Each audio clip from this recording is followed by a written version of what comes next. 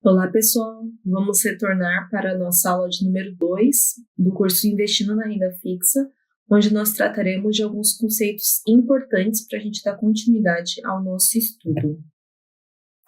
Então, antes de estudar os títulos propriamente dito, é importante a gente saber o que alguns conceitos significam. Então, Selic, CDI, IPCA, eles são importantes, pois são indexadores que vão determinar a rentabilidade dos títulos pós-fixados e híbridos. Então, a gente vai ver isso daqui, esses nomezinhos aqui nesses títulos pós-fixados e híbridos. Por isso, é importante saber o que eles significam, tanto nos títulos públicos quanto nos títulos privados.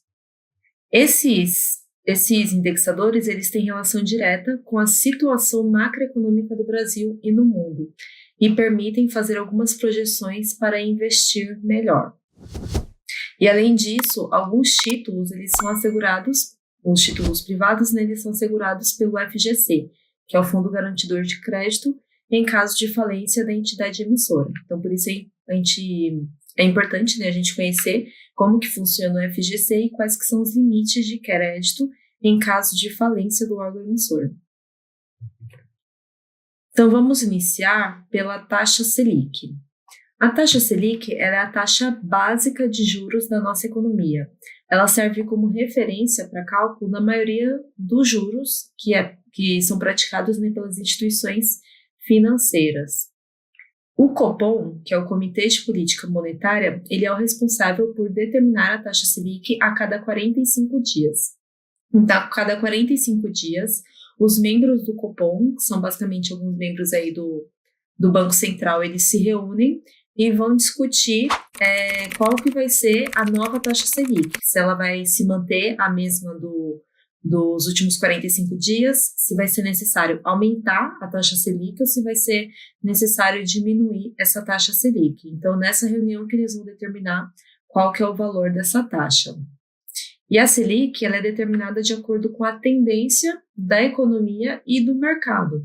Ou seja, se a gente está num momento econômico bom, que tem uma inflação controlada, uma inflação básica, o PIB está crescendo, a gente está tendo uma evolução da economia, a gente vai ter uma tendência de queda da Selic, porque não vai ter necessidade dessa Selic estar tão alta, né?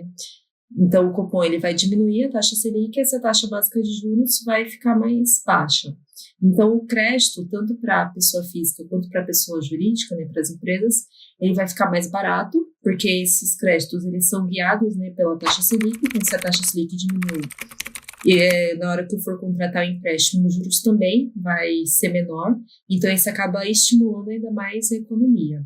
Então, nesse momento econômico bom, que a gente está tendo um crescimento e a projeção é de ter um crescimento maior, nós teremos uma tendência de queda da taxa Selic.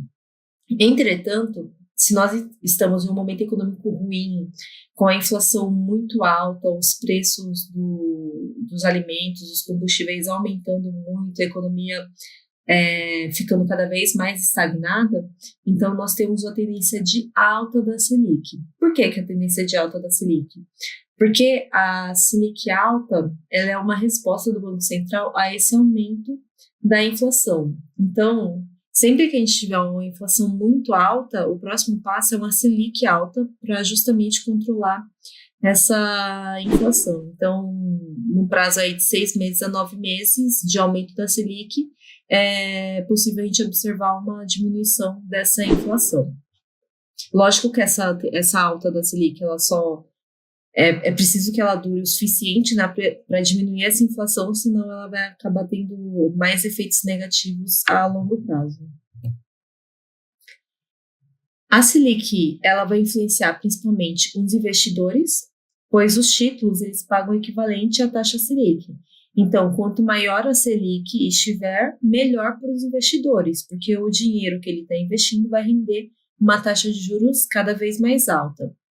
E a Selic também vai influenciar quem busca por empréstimo, ou seja, a pessoa física que vai buscar por empréstimo para pagar uma dívida, ou uma empresa que vai até o banco para buscar por algum empréstimo para financiar a empresa ou até mesmo para pagamento de dívida.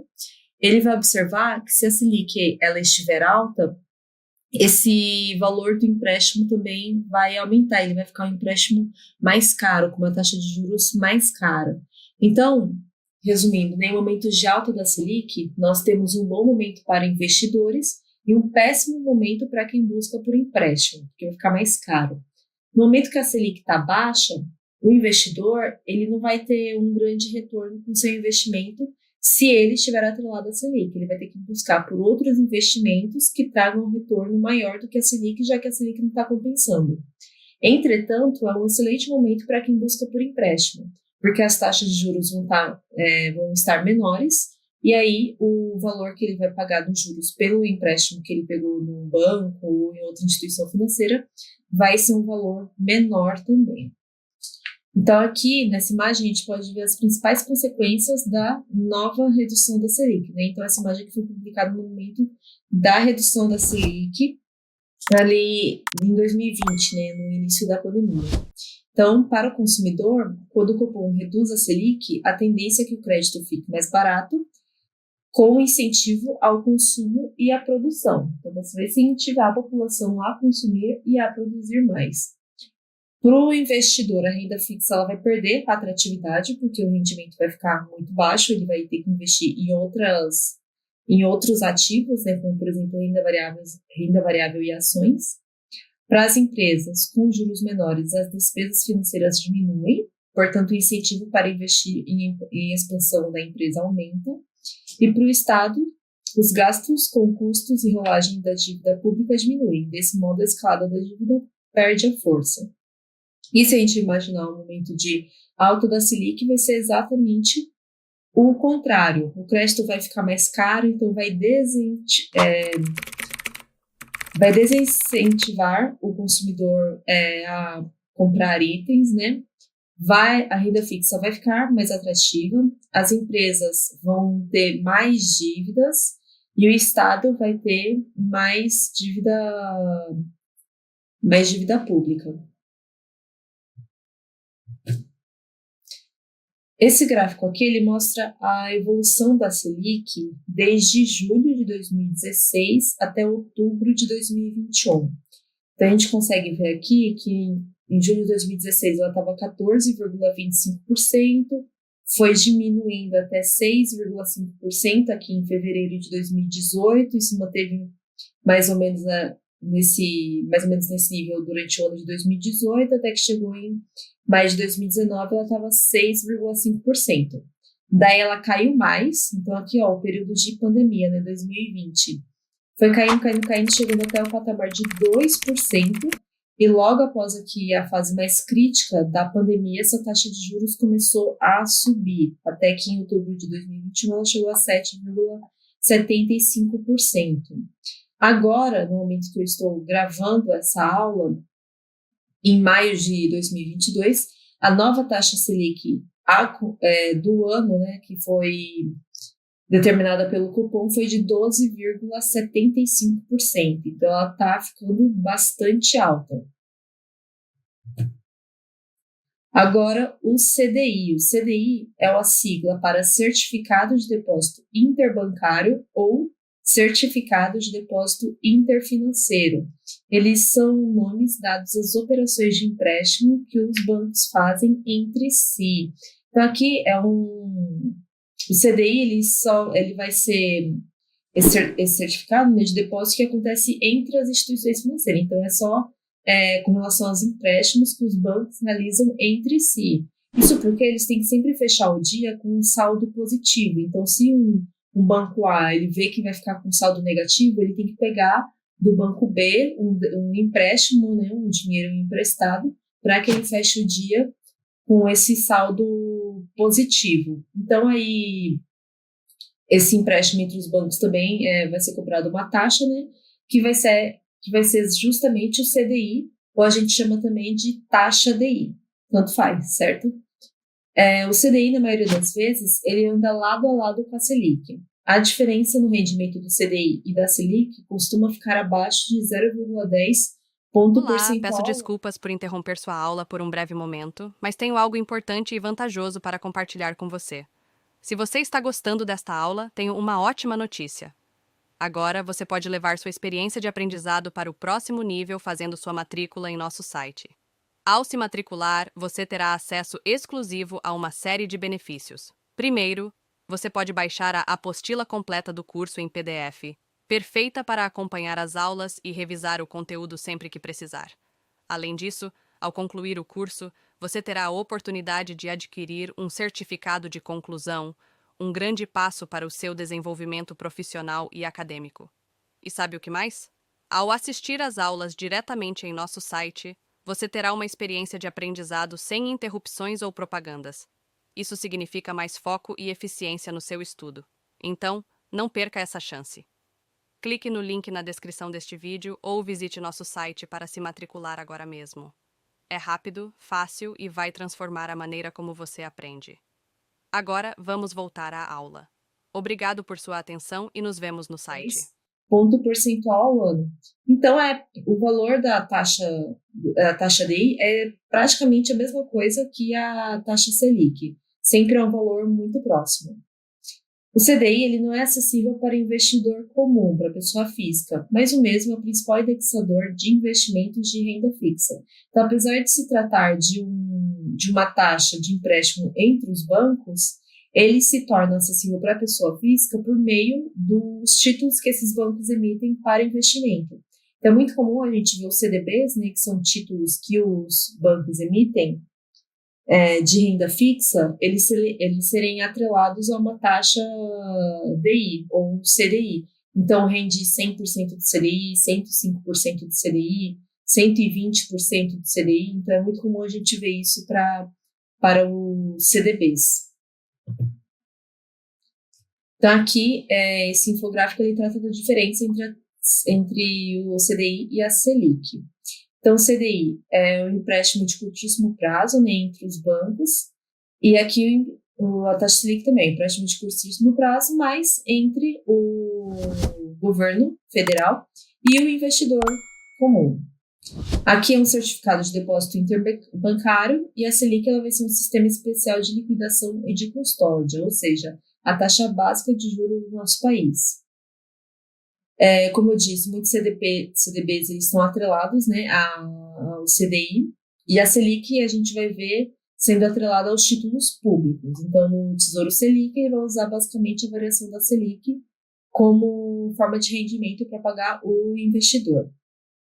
O CDI é um empréstimo privado entre os bancos, e a Selic vai ser um empréstimo entre os bancos por meio dos títulos públicos. O CDI é determinado pelo banco e a Selic é determinada pelo governo. E geralmente o CDI ele fica só um pouquinho abaixo da taxa Selic, não fica muito diferente.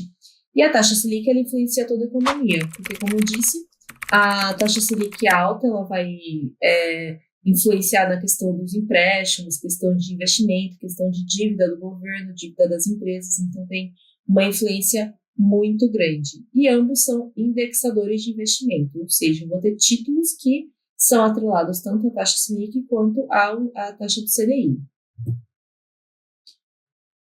O IPCA é o Índice de Preços ao Consumidor Amplo. É um índice que mede a variação de preços do mercado para o consumidor final. Então, ele foi estabelecido pelo Instituto Brasileiro de Geografia e Estatística, o IBGE, e ele é estabelecido mensalmente. Ele representa o índice oficial da inflação do Brasil. A gente não existe só o IPCA para medir a inflação. Existem outros índices também. Entretanto, o IBGE ele utiliza o IPCA e ele é considerado o índice oficial da inflação. O IPCA ele é usado pelo Banco Central como o principal medidor da inflação do país. Enquanto o IPCA sinaliza que essa meta poderá ser ultrapassada, o governo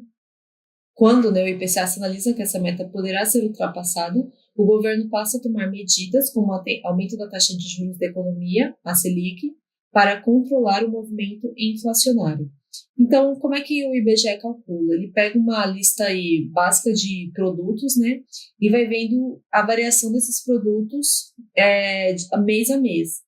Então, se esse preço de produtos ele começa a aumentar muito, então o IPCA vai aumentar. Se o preço dos produtos diminui, o IPCA diminui também. Então, eles fazem essa pesquisa, né, de preços para determinar qual que é o IPCA. Então, ele é determinado mês a mês e depois, no final do ano, a gente consegue ver qual que foi o acumulado para o ano, né? Para o ano de 2021, a gente teve um acumulado de 10,06%, o que é uma inflação bastante alta, né?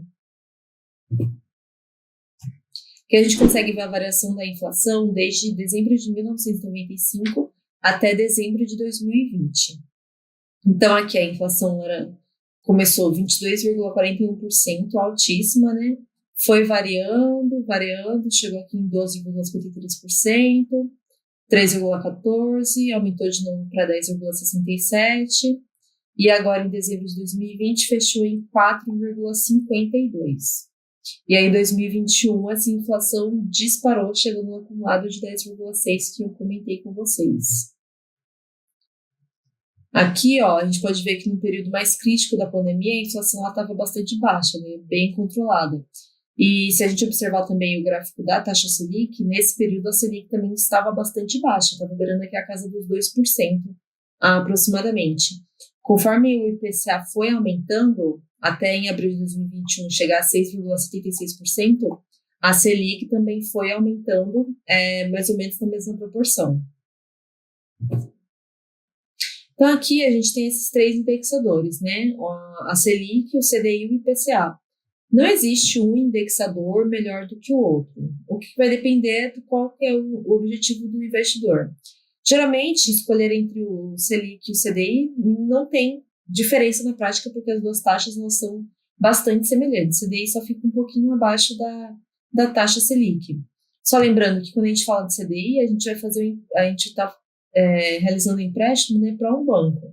E quando a gente fala da Selic, a gente está fazendo o empréstimo por meio dos títulos públicos para o governo federal. Então, aqui acaba sendo mais seguro, né? No caso do CDI, também é bastante seguro se você escolher os maiores bancos. Mas se for um banco mais arriscado, provavelmente ele vai ter até um rendimento maior, né, de 150% de CDI, 200% de CDI, mas a gente tem que avaliar qual que é o risco. Aqui o CDI ele vai ser usado para pós-fixar tanto CDBs como LCI, LCA, RDB e outros títulos, e a Selic ela vai ser utilizada para pós-fixar o Tesouro Selic. O IPCA, que é a inflação, o índice de inflação oficial do Brasil, ele vai ser usado para títulos públicos, para CDBs, LCIs, então tanto títulos públicos quanto títulos privados eles podem utilizar o IPCA para pós-fixar, né, os seus títulos. Então, no momento de alta de inflação, se você quer fazer um investimento aí a médio e longo prazo, é interessante você utilizar o IPCA. Entretanto, se for um investimento para mais curto prazo, ou se você quiser uma coisa bem mais conservadora mesmo, a Selic ou o CDI se tornam bastante interessantes. Agora, o que é o FGC? O FGC é o Fundo Garantidor de Créditos, que é uma entidade que traz proteção aos correntistas e investidores. Na prática, ele permite recuperar créditos em instituições financeiras em caso de falência dessas instituições, intervenção ou liquidação dentro dos limites definidos. Então, se eu tenho lá um CDB de um banco X, esse banco faliu, o FGC ele vai garantir que eu vou ter esse meu dinheiro de volta, certo? Na prática, o teto, ou seja, o limite para eu ter esse valor de volta, meu dinheiro investido de volta, é de 250 mil por CPF e por instituição financeira. Então, eu posso ter 250 mil no banco A e depois mais 250 mil no banco da instituição B, e aí eu posso ir diversificando. Então, se eu pegar o mesmo banco e colocar 500 mil, eu só vou ter 250 mil assegurados. Por isso que é importante a gente vai fazer uma diversificação entre as instituições, né, para garantir sempre que o meu investimento ele vai estar garantido pelo FGC. É possível, então, como eu acabei de dizer, né, é possível dividir esse valor em aplicações de diferentes instituições financeiras para proteger o montante. Mas, nesse caso, é preciso observar que existe um limite global de 1 milhão, que se renova a cada 4 anos. Então, eu posso ter 250 mil na instituição A, 250 mil na instituição B, 250 mil na instituição C, 250 mil na instituição D. Aí, o total que eu tenho é R$ 1 milhão investidos em 4 instituições diferentes e todo esse meu dinheiro vai estar garantido. Entretanto, suponhamos que eu coloque mais 250 mil na instituição E. Já passou de 1 milhão, ficou 1 milhão 250. Então, se todas essas instituições falirem, eu só vou ter o limite de 1 milhão garantido. Esses 150 mil provavelmente eu vou perder. Os títulos públicos negociados no Tesouro Direto, eles não têm proteção do FGC. Então, o Tesouro Selic, Tesouro Pré-fixado, Tesouro IPCA, eles não têm proteção do FGC.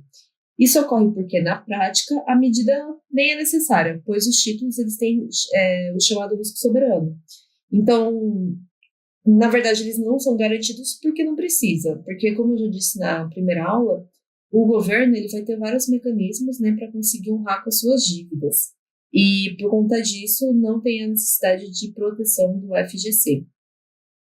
O recebimento pelo FGC ele não depende da sua ação ou pedido. Então, se você investir no banco, esse banco faliu, não depende de você ir lá pedir o ressarcimento do seu valor. O próprio banco ele já vai dar início para isso e você vai ver o seu valor na conta. Então, 5 investimentos garantidos pelo FGC. O CDB, que é o Certificado de Depósito Bancário. Todos esses daqui são títulos privados, certo? O LCI, que é a letra de crédito imobiliário. O LCA, que é a letra de crédito do agronegócio. O LC, que é a letra de câmbio. E o RDB, Recibo de Depósito Bancário. Então, é isso, pessoal. Finalizamos a nossa segunda aula. Nos vemos na próxima aula. E aí, tudo bem? Estou passando apenas para deixar um recado bem rápido para você que acabou de ver essa aula e que gostaria de assistir a todas as aulas desse curso. É bem fácil, basta você clicar no link que está na descrição deste vídeo ou acessar www.novacursos.com.br. Fazendo sua matrícula em nosso site você terá acesso a todas as aulas desse curso e mais centenas de outros cursos, além de poder fazer avaliação. E caso você queira, poderá estar adquirindo o certificado com um valor bem acessível. Esse foi o recado que eu queria dar, aguardo sua matrícula. Até breve!